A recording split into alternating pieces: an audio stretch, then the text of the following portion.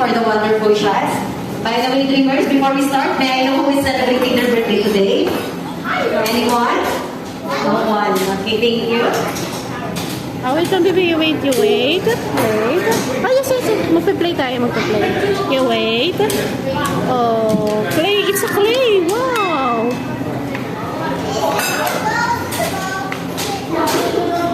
No. Wait. You wait, baby. No. Ah, later na.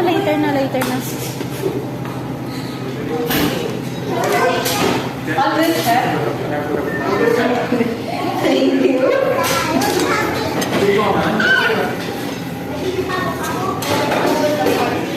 Okay, hello. So, shall we start now? Okay, good day everyone and welcome here at Gingy's Kitchen. My name is Dreams Manila and I will be your sous chef for the day. So, I'll be guiding you through the fine arts of baking.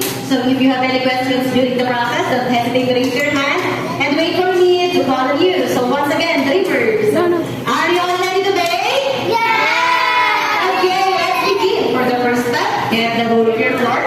The water is not too thick or not too thin, just the right size for your cookie cutter to fit in.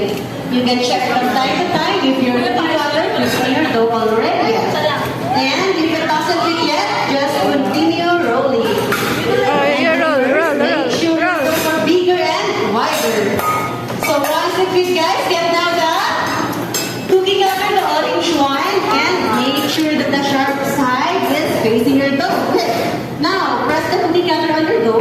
No. Press it hard and shake it a little and don't remove that cookie cutter yet. Instead, remove the extra dough from the outside. We have a magical oven that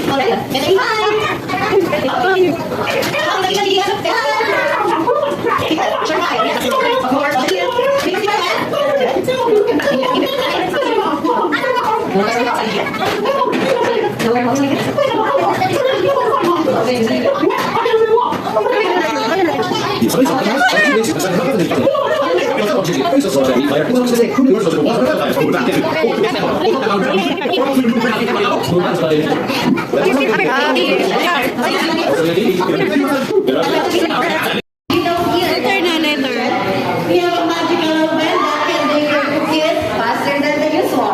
All you need to do is to count with me from 10 down to 1. And remember, the louder that you count, the sweeter your cookies will be.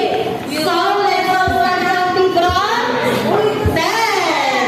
9, 8, 7, 6, 5, 4, 3, 2, 1.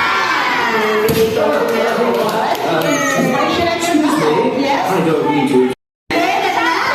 Here are all your cookies. They're ready. So once it's even, we can start decorating them. Ayun na, kakain na tayo. Please pop your apron if you want, and don't forget to make your gingerbread ones. Ayun na yun, Bio. Look, For you. For you. Hot.